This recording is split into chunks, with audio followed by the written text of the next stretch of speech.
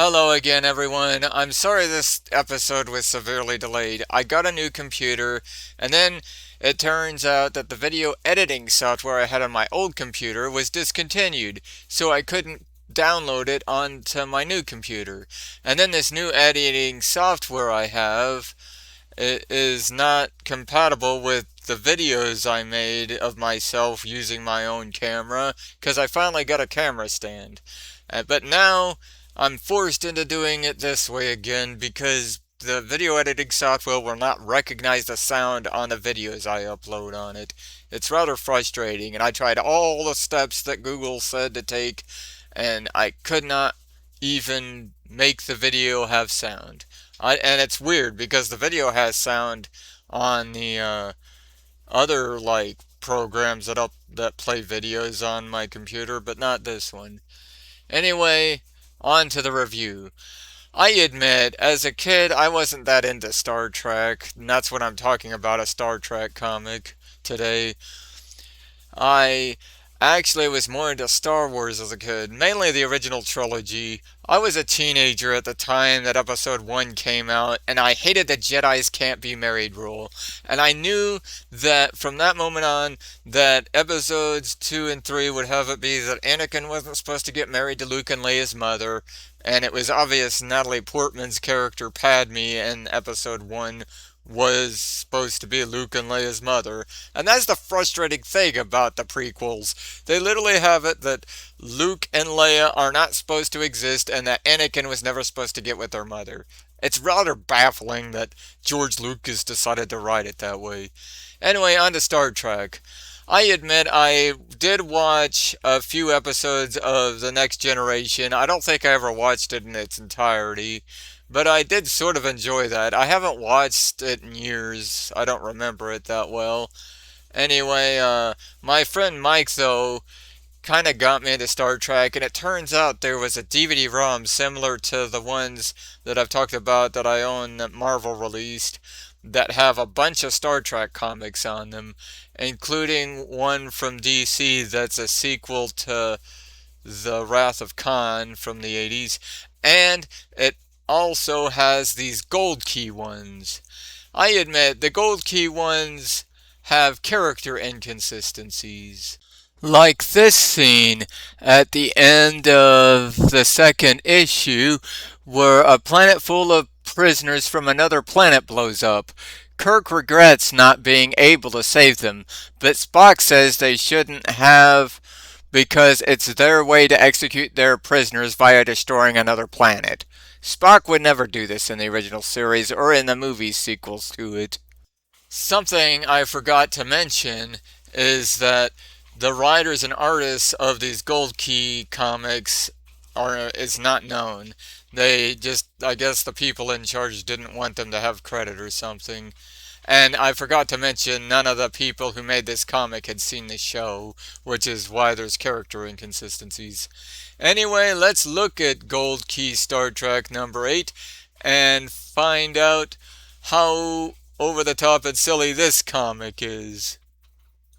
So the cover, like a lot of the covers of this, is just pictures from the show. They're kind of generic, not much to say.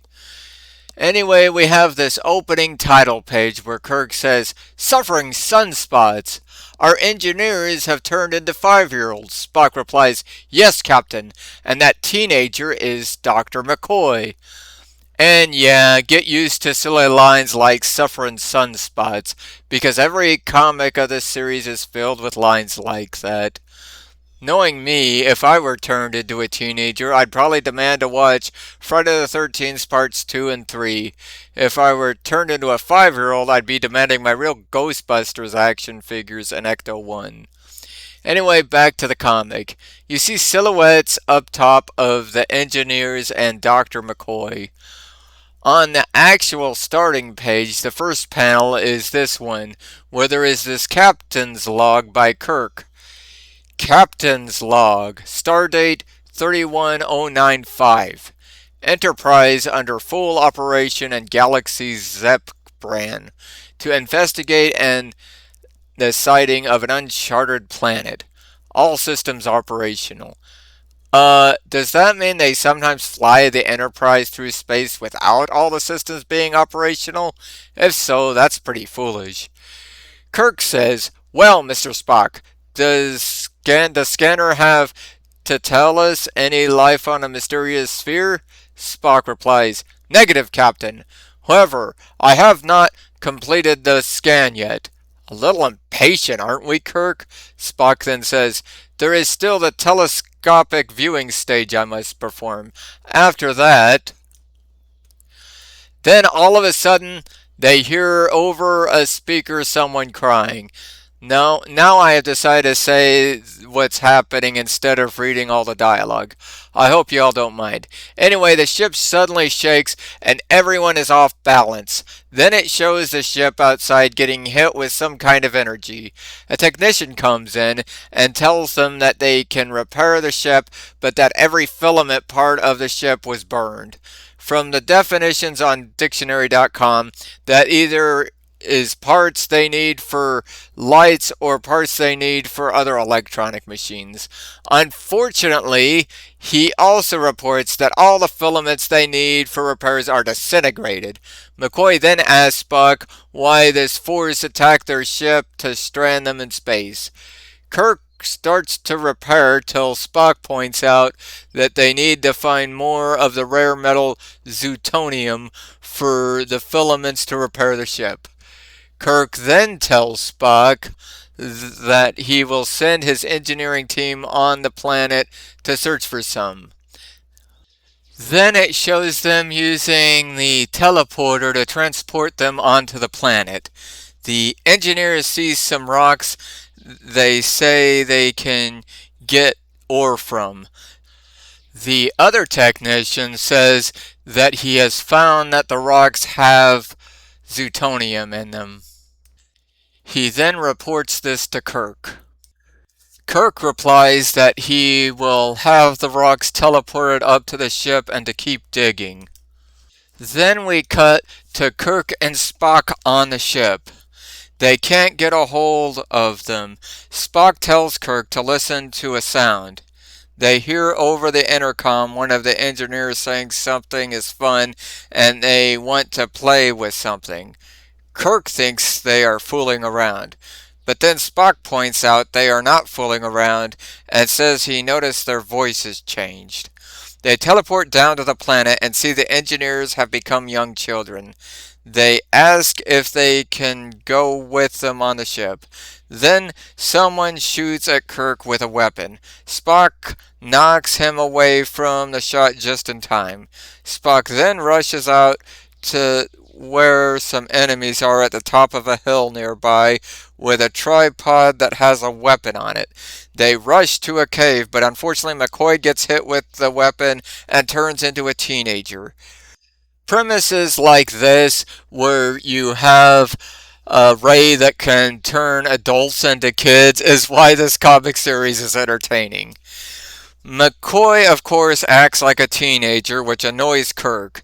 Spock points out they have got to get a hold of the ray that was used on their men and to save their men and to continue mining for ore. Kirk complies. Kirk then contacts his people on the ship and tells them to fire the teleportation ray 5 yards from his position because of having casualties. The kids get transported onto the ship. Then Spock and Kirk go up the mountain saying their mission will be a dangerous one. Then they split up.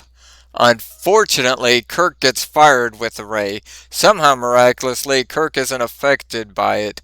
It does make him lightheaded, though.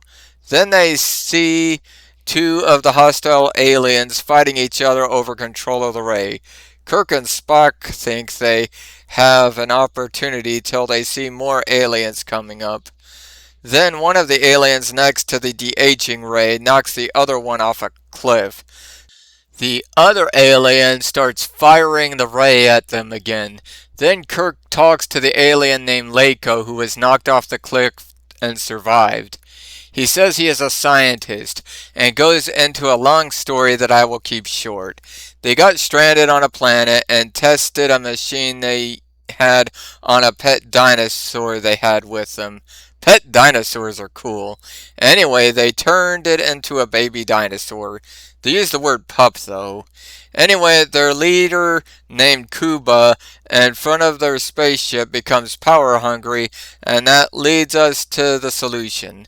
They see from the top of the cliff and see the leader Kuba standing before their alien spaceship. And Kuba is demanding to the people they will conquer the invaders. One of Kuba's men tries to attack him and he uses the ray on him. It turns him into a baby. Then, unfortunately, the part of the cliff they are on breaks off and they slide down the mountain to right in front of Kuba and his men. They capture them and Kuba goes on and on about how he's going to use the ray to take over every planet in the universe. Lego points out that their spacecraft is broken. He says he is going to take over the Enterprise. He orders his men to take Kirk and Lako to their ship and demands Spock accompany him while declaring the Enterprise will be his. Spock quotes an Earth saying, "Biting off more than you can chew." Then we cut to the Enterprise. Lassie is saying to Scotty that it's a nightmare. He says there is nothing they can do till Kirk and Spock get back. She points out they have not heard from them in hours and is worried. Then Spock, Kuba, and one of his men comes through the teleporter. Kuba has his de-aging ray. Spock tells them they have to do what Kuba says because he has taken Kirk hostage on the planet. Then he says he intends to de-age everyone via using a TV. I don't know how that works, but he does so. He uses the ray on everyone, but they are still adults. He says to Spock they will all be babies within a few hours. Then Kuba goes to his lackey and finds out he has been able to figure out the teleporter. So he gets teleported down to the planet and goes up to Lako and Kirk. He tells Kirk that he will use the ray on him again, but he dodges. Then we see this metal shelf behind Kirk, and he decides to remove one of them to deflect the ray. He uses it and deflects the next shot, which bounces off it and hits Kuba's lackey, who becomes a baby. Then he does the same thing when Kuba shoots the ray again. Kuba becomes a baby. Then he goes to Lako and asks him to help him use the ray to reverse the effects of the ray. They manage to get Kuba's remaining lackey to teleport onto the Enterprise by dressing in clothes of Kuba and his lackey. Then Kirk throws an object at him, and they're able to go to see the rest of the officers on the ship. Everyone has gotten younger, and Lako suggests he reverse the ray and use the TV to blast everyone. Everyone is good and fine, and then when Spock tells Scotty that he now needs to send the engineers back to the planet to mine ore. But Scotty points out there is other unfinished business. They teleport back down and re-age everyone that had been turned into a baby or child by Kuba. Then one of Lako's people asks Kirk if he will turn Kuba back into a man. Kirk says no because it's a fitting punishment for him to remain a baby. Then Kirk destroys the de-aging ray. Then we cut back to hours later on the Enterprise where Kirk says that Starfleet thought they'd all gone crazy. Then Spock says they'd have to have seen the de-aging ray to believe it. And that's the end of the comic. This comic is really goofy and silly, but I like it. I admit I wouldn't call it really good or really great, but it's a fun comic that's sort of a sequel to the original series. And I forgot to mention I did watch a few episodes of it a few years ago until it was taken off Hulu and hadn't gotten back around to watching it. I actually am already watching a ton of TV shows, too many to name. Anyway, next time I'm finally going to be able to look at Man of Steel number 1 through 3 by John Byrne, which is also the first appearance of corrupt businessman Lex Luthor. See ya then.